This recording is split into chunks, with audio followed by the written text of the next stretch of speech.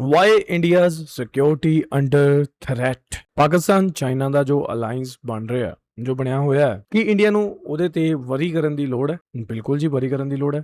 ਸਾਡੇ ਤਾਂ in house ਸਾਡੇ ਚੱਕਰ ਪਏ ਹੋਏ ਜੰਤਰ ਮੰਤਰ ਦੇ ਵਿੱਚ। ਤੁਹਾਨੂੰ ਪਤਾ ਕਿ ਜਿਹੜੀ ਕਾਕਰੋਚ ਜਨਤਾ ਪਾਰਟੀ ਦੇ ਰਾਹੀਂ ਇੱਕ ਪ੍ਰੋਟੈਸਟ ਕੀਤਾ ਜਾ ਰਿਹਾ ਕਿ ਜਿਹੜਾ ਇੱਕ ਪ੍ਰਧਾਨ ਹੈ, ਕੀ ਨਾਮ ਆਉਂਦਾ ਯਾਰ, ਉਹਨੂੰ ਅਸਤੀਫਾ ਦੇਣਾ ਚਾਹੀਦਾ। ਤੇ ਕੱਲ ਕੀ ਕੁਛ ਨਹੀਂ ਹੋਇਆ ਉੱਥੇ। ਸਾਡੇ ਇੱਥੇ ਪੀਯੂ ਚੰਡੀਗੜ੍ਹ ਯੂਨੀਵਰਸਿਟੀ ਦੇ ਵਿੱਚ ਵੀ ਬਹੁਤ ਕੁਛ ਹੋਇਆ। ਪੁਲਿਸ ਹਰ ਜਗ੍ਹਾ ਧੱਕਾ ਕਰਦੀ ਹੈ ਤੇ ਜਿਹੜੇ ਗੁੰਡੇ ਆ ਪੋਲਿਟਿਕਸ ਦੇ, ਉਹ ਆਪਣੀ ਮਨਮਾਨੀ ਕਰਨ ਦੀ ਕੋਸ਼ਿਸ਼ ਕਰਦੇ ਆ। ਸੋ ਜੀਓਪੋਲੀਟੀਕਲ ਸਿਚੁਏਸ਼ਨ ਦੀ ਗੱਲ ਕਰਾਂਗੇ। ਇੰਡੀਆ ਪਾਕਿਸਤਾਨ ਚਾਈਨਾ ਕਿਸ ਰਡਾਰ ਤੇ ਹੈ, ਆ ਜਾਓ। Welcome back to the channel. मेरा नाम है सनमीत सिंह, तुम देख रहे हो पंजाबी रील टीवी। आ गया है वो कैसे ब्रेक होगा? पाकिस्तान कुछ कर नहीं पा रहा है जी। नहीं, अब पाकिस्तान को बीच में मत लाइएगा। पाकिस्तान एक जो है उसका एक अलग रोल है। पाकिस्तान लड़ाई थोड़ा ना कर रहा है। कहने का मतलब ये है डिप्लोमेसी का बहुत बड़ा रोल है और डिप्लोमेसी से ही ये मसला हल होगा। ये लड़ाई से हल नहीं होगा। आप लड़ाई कर लीजिए जितनी और करनी है, आपका भी नुकसान होगा, अमेरिका का भी होगा, ईरान का भी होगा, वेस्ट एशिया का भी होगा, दुनिया का भी होगा। इसीलिए पाकिस्तान का नाम तो मैंने इसलिए लिया कि वो मध्यस्थता कर रहा है ताजो व्यूज आ जान। तो जो मध्यस्थ है वो अभी ऐसा लगता है कि निष्क्रिय से हो गए। हो सकता है कि चैनल हो रही बात जी। निष्क्रिय का क्या मतलब होता है? सॉरी, निष्क्रिय, इनएक्टिव, उस तरह की हलचल नहीं दिख रही। नहीं, पाकिस्तान इनएक्टिव नहीं है। पाकिस्तान बहुत एक्टिव है, बहुत एक्टिव और कंस्ट्रक्टिव रोल प्ले कर रहा है। इस बात को आप समझिएगा। पर पाकिस्तान जो है एज अ मीडिएटर है। पाकिस्तान अपना जो बाकी रीजनल कंट्रीज है, जैसे कि कतर हुआ, तुर्की हुआ, सऊदीज हुआ, उन सबके साथ बातचीत कर रहा है। उसकी डिप्लोमेसी चालू है। उसका रोल कंस्ट्रक्टिव है पाकिस्तान का। आप ये समझिएगा वेस्ट एशिया के अंदर, जब वेस्ट एशिया में फाइनली कुछ डिप्लोमेटिक सोल्यूशन होगा, उसके अंदर पाकिस्तान का एक्टिव रोल होगा। पर अभी जब डिप्लोमेसी के कगार पे खड़े हैं अमेरिका और ईरान, उसमें सिर्फ मीडिएटर है पाकिस्तान, उससे ज्यादा नहीं है। ये कह रहा हूं मैं आपसे। और मीडिएशन चाहे वो चाइना से करें, चाहे वो ईरान से करें, अमेरिका से करें, देखिए आज पाकिस्तान के ताल्लुक इन सब कंट्रीज के साथ अच्छे हैं। तो वो सबके साथ बातचीत कर ਰਹੇ ਹੈ ਔਰ ਸਾਰਾ ਵੀਡੀਓ ਦੇ ਵਿੱਚ ਦੇਖਿਆ ਵੀ ਸੀਗਾ ਕਿ ਜਿਵੇਂ ਸਾਊਦੀ ਅਰੇਬੀਆ ਦੇ ਨਾਲ ਇੱਕ ਡੀਲ ਹੋਈ ਹੈ, ਉਸ ਤਰ੍ਹਾਂ ਸ਼ਾਇਦ ਕਤਰ ਦੇ ਨਾਲ ਵੀ ਹੋ ਸਕਦੀ ਹੈ, ਇਸਲਾਮਿਕ ਨੈਟੋ ਟਾਈਪ, ਕਿ ਥੋੜੇ ਤੇ ਵਾਰ ਸਾਡੇ ਤੇ ਵਾਰ, ਵੀ ਜੇ ਉਹਨਾਂ ਤੇ ਕੋਈ ਵਾਰ ਕਰਦਾ ਹੈ ਕਤਰ ਤੇ, ਤਾਂ ਪਾਕਿस्तान फुल फ्लैज ਜਿਹੜੀ वार छेड़ सकता है। वेस्ट एशिया की जो कंट्रीज हैं, जो इंपॉर्टेंट कंट्रीज हैं, उनके साथ भी एंगेज्ड है, तो उनकी एंगेजमेंट पूरी चल रही है। क्या आपको लगता है कि अगर डिप्लोमेसी का ही मामला है तो उसमें भी ट्रंप फंसे हुए, क्योंकि उन्हें ओबामा से बेहतर डील देनी है और वो अब समय रह नहीं गया है कि उससे बेहतर डील उन्हें मिल सके। बेहतर डील 28 फरवरी के पहले मिल भी सकती थी, अब तो उसकी कोई गुंजाइश ही नहीं है जिस तरह से ईरान उभर कर आया है जी। नहीं, देखिए JCPOA जो भी हुआ था ना, उसमें भी 2 साल लगे थे उसको फाइनलाइज करने में। तो ये जो न्यूक्लियर इशू है कोई जल्दी तय नहीं होने वाला है। तो तय होने वाली चीज ये है कि आप ईरान को अपना इक्वल का समझिए डिप्लोमेसी में, आप पाकिस्तान की मदद लीजिए और एक बार फिर से जो है बातचीत शुरू करिए। सबसे आप इंपॉर्टेंट चीज पे बात करिए हरमोज के ऊपर। हरमोज को खोलना है। अब वो कह रहे हैं ईरानी कि आप अपना ब्लॉकेड हटा दीजिए, हम भी कमर्शियल ट्रैफिक जाने देंगे। पर अब इसमें कुछ भी और भी मसले हैं। अगर हम ये मान के चलें, जो आज दुनिया की बड़ी ताकतें मान रही हैं कि ईरान की सॉवरेनिटी है पर्शियन गल्फ के ऊपर, तो अमेरिका को पहले तो उनसे बात करनी है इस मसले के ऊपर कि आप इसको साहब कैसे नॉर्मलाइज कर सकते हैं, क्या तरीका होना चाहिए, ये आप तय करिए। वो हो नहीं पा रहा है। अब न्यूक्लियर की बात तो अगले वाली स्टेज पे होगी ना, अभी नहीं हो सकती। तो आपको लगता है कि ये जो युद्ध विराम का सिलसिला है वो यूं ही जारी रहेगा और यूं ही बातचीत भी धीरे धीरे चलती रहेंगी, युद्ध की बातें ही होती रहेंगी? मेरे हिसाब से समझदारी इसमें है कि ये जारी रहे और ये तेजी पकड़े, ये मेरी समझ है। युद्ध का रास्ता जो है उसमें कुछ हासिल नहीं करेगा अमेरिका, तो उसको वहां जाना ही नहीं चाहिए। ਹੁਣ ਵੀ ਜਿਹੜਾ ਯੁੱਧ ਵਿਰਾਮ ਹੋਇਆ ਉਹ ਵੀ 3 ਮਹੀਨੇ ਵਾਸਤੇ ਹੋਇਆ ਸੀ ਨਾ, ਕਿ 2 ਮਹੀਨੇ ਵਾਸਤੇ? 60 ਦਿਨ ਕਿ 90 ਦਿਨ? मैं भूल गया यार, तुम दसो थले कमेंट करके मैनू। वो हो गया, वो फेज इज ओवर। अब आप जाना चाहते हैं तो जाइएगा, उसमें आपको कौन रोक सकता है? आपकी फौज है, आप कमांडर इन चीफ है, जाइए। पर उसमें अगर कोई भी उनका सेंसिबल एडवाइजर होगा वो यही कहेगा कि साहब आप बैठ के अब डिप्लोमेसी करवाइएगा और पाकिस्तान से बात करिएगा किस तरीके से हम इसको दोबारा फिक्स कर ले। और मेरे हिसाब से तो वही Pakistan is the best mediator under the circumstances. उनकी आप बात करिए उनसे ਚਲੋ और उसको ਚਾਈਨਾ ਨਾਲ एंगेज ਹੀ ਗੱਲ करिए। ਕਰੋ ਯਾਰ, ਹੁਣ ਪਾਕਿਸਤਾਨ ਤੇ What China the. will I learn for 9 rupees? Number one thing that you are going to get at 9 rupees is you are going to be a ये है। प्रवीण जी, मैं थोड़ा सा इसको दूसरे मसले पे ले जा रहा हूँ। मसला भारत पाकिस्तान का है। इस बीच में कुछ संकेत आए हैं कि दोनों के बीच में बातचीत जैसी कुछ हो सकती है, हो भी रही है, 2 अच्छा। राउंड की हो चुकी है। ਵਾਹ ਵੀ ਵਾਹ, ਫਿਰ ਤਾਂ ਬਹੁਤ ਵਧੀਆ ਗੱਲ ਹੈ ਜੇ ਬਾਤਚੀਤ ਹੋ ਰਹੀ ਹੈ ਇੰਡੀਆ ਤੇ ਪਾਕਿस्तान ਦੇ ਵਿੱਚ ਤਾਂ। आरएसएस के नेतागण भी अब बहुत ही बिल्कुल बदले हुए विचार पेश कर रहे हैं। होसबोले के बयान को आपने देखा होगा। क्या आपको लग रहा है कि कहीं कुछ बात आगे बढ़ रही है? देखिए, मुझे ये पता नहीं है कि बढ़ रही है नहीं बढ़ रही है। मैं ये चाहता हूं कि ये बढ़नी चाहिए और तेजी से बढ़नी चाहिए।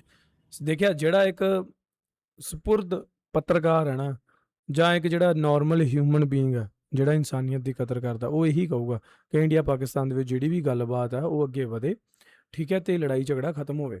मैं ये चाहता हूं कि इसमें ट्रैक 2 और ट्रैक 1.5 का कोई मतलब नहीं है। मैं समझता हूं फॉरेन जो है, दोनों एनएसएस को, उनकी तरफ का जो एनएसए है वो आर्मी ऑफिसर है, वो है लेफ्टिनेंट जनरल आसिम मलिक जो डीजीपी है आईएसआई के। अच्छा, तो उनकी तरफ आर्मी ऑफिसर है, हमारे यहाँ आईपीएस ऑफिसर है। तो साहब, सबसे तो पहले आप बातचीत करिएगा दोनों, चाहे आप बैक चैनल कर लीजिए, पब्लिक मत करिए, और जो हमारी दोनों जो डिप्लोमेटिक रिलेशंस है उसको पहले तो नॉर्मल करिएगा, जिससे कि जो दोनों हमारी हाई कमीशन है वो स्टाफ पूरा काट दिया है उसको आप पूरा ले आइए, क्योंकि अगर स्टाफ नहीं होगा तो एंगेजमेंट कैसे होगी? पहले तो वो कर लीजिए आप, वो मेरी सोच है। दूसरी, अगर जब आप ये कर लेते हैं तो देखिए, आपका ये कहना, हिंदुस्तान का कहना, terror and talks can not go together. अरे साहब, अगर आप दोनों में एक साथ बात करेंगे तो दोनों ठीक हो जाएंगे।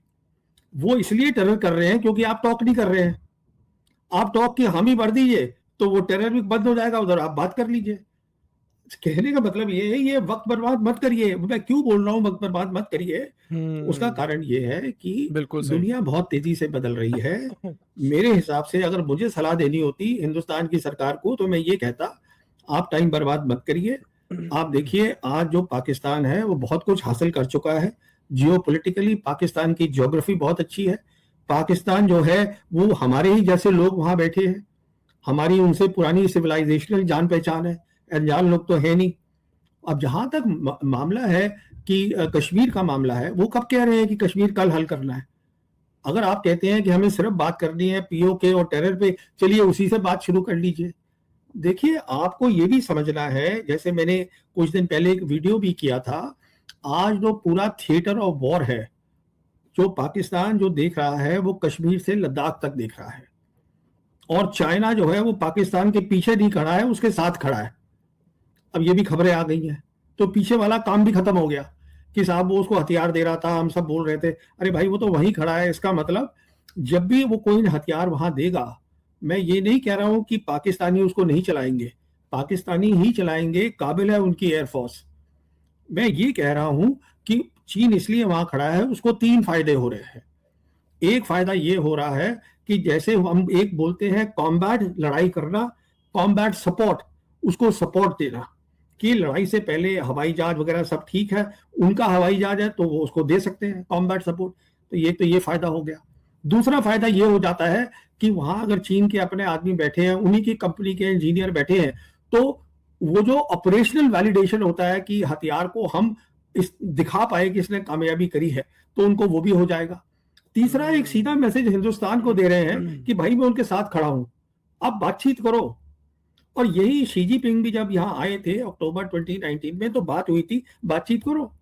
तो मैं तो इसके फेवर में ही नहीं हूं कि आप ट्रैक 1 चलाइए, ट्रैक 2 चलाइए, 2 साल बर्बाद कर दिए, 3 साल। अरे आप करिए, फौरन बातचीत शुरू करिए, डिप्लोमेटिक रिलेशंस बढ़ाइए और सारे काम को इसी 2026 में निपटा दीजिए, जिससे कि 27 में बातचीत शुरू हो जाए। नहीं, लेकिन राजनीतिक मजबूरियां भी तो होती हैं सरकारों की। यहाँ भारत में माहौल बनाना होगा कि हम जो कर रहे हैं बिल्कुल माहौल 360 डिग्री पलट कैसे जाए। अरे साहब सुनिए ना, माहौल बन गया है।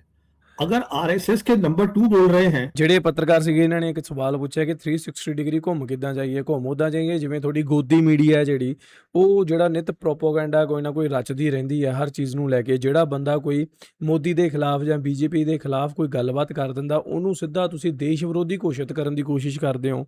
ਇਹੋ ਜਿਹੇ ਤਾਂ ਤੁਸੀਂ ਛੜਯੰਤਰ ਰਚੇ ਆ ਤੇ ਹੁਣ ਤੁਹਾਡੀਆਂ ਆਪਦੀਆਂ ਕੀਤੀਆਂ ਜਿਨ੍ਹਾਂ ਤੇ ਤੁਸੀਂ ਪਾਣੀ ਪਾਉਣ ਦੀ ਗੱਲ ਕਰਨ ਡਏ ਆ। ਬਈ ਮੇਰੇ ਅਕੋਰਡਿੰਗ ਜੇ ਮੇਰੀ ਸੋਚ ਦੀ ਗੱਲ ਕੀਤੀ ਜਾਵੇ ਤਾਂ ਉਹ ਇਹੀ ਹੈ ਕਿ ਜੋ ਇੰਡੀਆ ਤੇ ਪਾਕਿਸਤਾਨ ਦੇ ਰਿਲੇਸ਼ਨ ਹੈ ਉਹਨਾਂ ਨੂੰ ਡਿਪਲੋਮੈਟਿਕ ਵਾਕਈ ਸੁਧਰਨੇ ਚਾਹੀਦੇ ਆ। ਠੀਕ ਹੈ, ਦੇਖੋ ਇਹਨਾਂ ਨੇ ਵੀ ਬਿਲਕੁਲ ਸਹੀ ਗੱਲ ਕਹੀ ਕਿ ਸਿਵਲਾਈਜੇਸ਼ਨ ਨਾਤਾ ਆਪਣਾ ਪੁਰਾਣਾ ਨਾਤਾ, ਕੋਈ ਗੈਰ ਬੰਦੇ ਨੇਗੇ ਵੀ ਸਾਨੂੰ ਉਹਨਾਂ ਬਾਰੇ ਪਤਾ ਹੀ ਨਹੀਂਗਾ ਜਾਂ ਉਹਨਾਂ ਨੂੰ ਸਾਡੇ ਬਾਰੇ ਪਤਾ ਨਹੀਂਗਾ। ਵਧੀਆ ਖੁਸ਼ਹਾਲ ਹੋ ਸਕਦੇ ਆ ਦੋਨੇ ਦੇਸ਼। ਕਸ਼ਮੀਰ ਦਾ ਇਸ਼ੂ ਹੈ, ਪੀਓਕੇ ਦਾ ਇਸ਼ੂ ਹੈ, ਮੈਨੂੰ ਨਹੀਂ ਪਤਾ ਕਿ ਉਹਦੀ ਡਿਟੇਲ ਵਿੱਚ ਉਹਦਾ ਕੀ ਇਸ਼ੂ ਰਹਿੰਦਾ, ਕਿਹੜਾ ਏਰੀਆ ਕਿਹਦੇ ਵੱਲ ਜਾਵੇ ਜਾਂ ਵਟ ਐਵਰ ਜੋ ਵੀ ਆ। ਪਰ ਮੈਨੂੰ ਤਾਂ ਐਂ ਲੱਗਦਾ ਯਾਰ ਹੁਣ ਦੇਖੋ ਪਾਕਿਸਤਾਨ ਆਕੂਪਾਈਡ ਕਸ਼ਮੀਰ ਵੀ ਹੈਗਾ, ਇੰਡੀਆ ਦੇ ਕੋਲ ਵੀ ਕਸ਼ਮੀਰ ਹੈਗਾ। ਮੈਨੂੰ ਤਾਂ ਇੱਦਾਂ ਕਿ ਜਿਹੜਾ ਜਿਹਦੇ ਕੋਲ ਹੈਗਾ ਬਸ ਠੀਕ ਆ, ਅੱਗੇ ਆਪਦੀ ਗੱਲ ਇਹਨੂੰ ਇੱਥੇ ਮਿੱਟੀ ਪਾਓ, ਗੱਲ ਖਤਮ ਕਰੋ ਇੱਥੇ ਹੀ ਹੈ ਨਾ, ਤਾਂ ਜੋ ਜਿਹੜਾ ਫਿਊਚਰ ਹੈ ਉਹ ਬਰਾਈਟ ਹੋ ਸਕੇ, ਆਪਣੇ ਆਉਣ ਵਾਲੀ ਜਨਰੇਸ਼ਨ ਦਾ ਫਿਊਚਰ ਹੈ ਜਿਹੜਾ ਉਹ ਬਰਾਈਟ ਹੋ ਸਕੇ। ਠੀਕ ਹੈ, ਤੁਸੀਂ ਬਿਜ਼ਨਸ ਕਰੋ, ਇੰਪੋਰਟ ਐਕਸਪੋਰਟ ਕਰੋ ਚੀਜ਼ਾਂ, ਤੁਸੀਂ ਮਿਊਜ਼ਿਕ ਦਾ ਲੈਣ ਦੇਣ ਕਰੋ। ਠੀਕ ਹੈ, ਤੁਸੀਂ ਐਂਟਰਟੇਨਮੈਂਟ ਇੰਡਸਟਰੀ ਦਾ ਬਿਜ਼ਨਸ ਬਣਾਓ, ਤੁਸੀਂ ਹੋਰ ਬਹੁਤ ਸਾਰੀ ਫੀਲਡ ਹੈ ਉਹਨਾਂ ਦਾ ਬਿਜ਼ਨਸ ਬਣਾਓ, ਟੂਰਿਜ਼ਮ ਦਾ ਬਿਜ਼ਨਸ ਬਣਾਓ। ਇਹਨਾਂ ਚੀਜ਼ਾਂ ਨੂੰ ਤੁਸੀਂ ਬੜਾਵਾ ਦੇ ਸਕਦੇ ਹੋ। ਠੀਕ ਹੈ, ਤੇ ਬਹੁਤ ਜ਼ਿਆਦਾ ਫਾਇਦਾ ਹੋਣਾ ਇਹਨਾਂ ਚੀਜ਼ਾਂ ਦਾ। ਜੇ ਪਾਕਿਸਤਾਨ ਨਾਲ ਸੰਬੰਧ ਵਧੀਆ ਹੁੰਦੇ ਆ ਤਾਂ ਚਾਈਨਾ ਦੇ ਨਾਲ ਆਟੋਮੈਟਿਕਲੀ ਸੰਬੰਧ ਠੀਕ ਹੋ ਜਾਣਗੇ, ਕਿਉਂਕਿ ਇੰਡੀਆ ਜਿਹੜਾ ਇੰਨੀ ਪਾਵਰ ਨਹੀਂ ਹਜੇ ਰੱਖਦਾ ਕਿ ਉਹ ਚਾਈਨਾ ਨਾਲ ਮੱਥਾ ਲਾ ਸਕੇ। ਠੀਕ ਹੈ, ਤੇ ਹੁਣ ਇੰਡੀਆ ਸ਼ਾਇਦ ਪਾਕਿਸਤਾਨ ਨਾਲ ਮੱਥਾ ਲਾਉਣ ਲੱਗੇ ਵੀ 36 ਵਾਰੀ ਸੋਚੇ ਕਿ ਵੀ ਸਾਨੂੰ ਪਾਕਿਸਤਾਨ ਨਾਲ ਪੰਗਾ ਲੈਣਾ ਚਾਹੀਦਾ ਕਿ ਨਹੀਂ, ਕਿਉਂਕਿ ਵਾਕਈ ਜਿਹੜੀ ਪਾਕਿਸਤਾਨ ਦੀ ਇੱਕ ਸਿਚੁਏਸ਼ਨ ਹੈ ਇਸ ਟਾਈਮ ਜੀਓ ਪੋਲੀਟੀਕਲ ਜਾਂ ਉਹਦੇ ਫੋਰਨ ਪਾਲਿਸੀਜ਼ ਹੈ ਬਾਕੀ ਦੇਸ਼ਾਂ ਨਾਲ ਉਹਨਾਂ ਦੀਆਂ ਬਣ ਰਹੀਆਂ, ਉਹਨਾਂ ਦੀ 에ਅਰ ਫੋਰਸ ਹੈ, 5th ਜਨਰੇਸ਼ਨ ਜੈਟ ਆ ਰਹੇ ਹੈ, ਹੋਰ ਵੀ ਬਹੁਤ ਸਾਰੀਆਂ ਚੀਜ਼ਾਂ। ਠੀਕ ਹੈ, ਤਾਂ ਬਈ ਫਿਰ ਤਾਂ ਤੁਹਾਨੂੰ ਇਹੀ ਹੈ ਕਿ ਤੁਹਾਨੂੰ ਅੱਗੇ ਦੋਸਤੀ ਦਾ ਹੱਥ ਵਧਾਉਣਾ ਚਾਹੀਦਾ ਮੇਰੇ ਅਕੋਰਡਿੰਗ ਤਾਂ। ਠੀਕ ਹੈ, ਤੇ ਬਾਕੀ ਅਸੀਂ ਸ਼ੁਰੂ ਤੋਂ ਹੀ ਕਹਿੰਦੇ ਆ ਸੇ ਨੋ ਟੂ ਵਾਰ। ਬਾਕੀ ਜਿਹੜੇ ਗੋਦੀ ਮੀਡੀਆ ਦੇ ਅੰਧ ਭਗਤ ਹੈ ਜਿਨ੍ਹਾਂ ਨੂੰ ਸਿਰਫ ਬਸ ਇਹੀ ਮਤਲਬ ਹੈ ਕਿ ਮੋਦੀ ਜੀ ਮੋਦੀ ਜੀ ਮੋਦੀ ਜੀ, ਬਾਈ ਉਹ ਤੁਸੀਂ ਦੇਖ ਲਓ ਆਪਦਾ ਕਿ ਤੁਸੀਂ ਦਿਮਾਗ ਜਿਹੜਾ ਕੂੜੇਦਾਨ 'ਚ ਸਿੱਟਿਆ ਹੋਇਆ ਉਹਨੂੰ ਚੱਕ ਕੇ ਆਦੇ ਦੁਬਾਰਾ ਫਿੱਟ ਕਰ ਲਓ, ਤਾਂ ਜੋ ਥੋੜ੍ਹੀ ਬਹੁਤ ਅਕਲ ਆ ਜਾਏ ਤੁਹਾਨੂੰ ਸਾਰਿਆਂ ਨੂੰ ਕਿ ਤੁਸੀਂ ਜਿਹੜਾ ਦਿਨ ਰਾਤ ਤੁਸੀਂ ਅੰਧ ਭਗਤੀ ਕਰ ਰਹੇ ਹੋ ਉਹ ਇੱਕ ਪੋਲੀਟੀਸ਼ੀਅਨ ਆ, ਉਹ ਰੱਬ ਨਹੀਂ ਹੈ। ਠੀਕ ਹੈ, ਤੇ ਉਹ ਦੇਸ਼ ਉਹਦਾ ਨਹੀਂਗਾ, ਦੇਸ਼ ਸੰਵਿਧਾਨ ਨਾਲ ਚੱਲਦਾ, ਦੇਸ਼ ਸੰਵਿਧਾਨ ਨਾਲ ਚੱਲਦਾ। ਜਦੋਂ ਅਸੀਂ ਕਹਿੰਦੇ ਹਾਂ ਵੀ ਆਰ ਇੰਡੀਅਨ, ਠੀਕ ਹੈ, ਤਾਂ ਉਹ ਲੋਕ ਦੇਸ਼ ਚਲਾ ਰਹੇ ਨਾ ਕਿ ਉਹ ਇੱਕ ਪੋਲੀਟੀਸ਼ੀਅਨ। ਮੋਦੀ ਜੀ ਅੱਜ ਹੈਗੇ ਆ, ਕੱਲ ਨੂੰ ਉਹ ਸੱਤਾ ਦੇ ਵਿੱਚ ਨਹੀਂ ਰਹਿਣਗੇ, ਕੋਈ ਹੋਰ ਆ ਜਾਊਗਾ। ਠੀਕ ਹੈ, ਤੇ ਫਿਰ ਤੁਸੀਂ ਕੀ ਕਰੋਗੇ? ਫਿਰ ਕੀ ਕਰੋਗੇ ਦੱਸੋ? ਫਿਰ ਪਾਪਾ ਨੇ ਬਾਹਰ ਫਿਰ ਕਿੱਦਾਂ ਰਕਵਾਣੀ ਹੈ ਮੈਨੂੰ ਇਹ ਵੀ ਦੱਸ ਦਿਓ ਹੁਣ, ਹੱਦ ਹੋਈ। ਐਨੀ ਹਾਓ ਇਹ ਸੀ ਅੱਜ ਦੀ ਵੀਡੀਓ, ਤੁਹਾਨੂੰ ਕਿੱਦਾਂ ਲੱਗੀ ਥੱਲੇ ਕਮੈਂਟ ਕਰਕੇ ਪੱਕਾ ਦੱਸਿਓ। ਐਂਡ ਮਿਲਦੇ ਹਾਂ ਨਵੀਂ ਵੀਡੀਓ 'ਚ, till then make sure hit that subscribe. Punjabi real TV.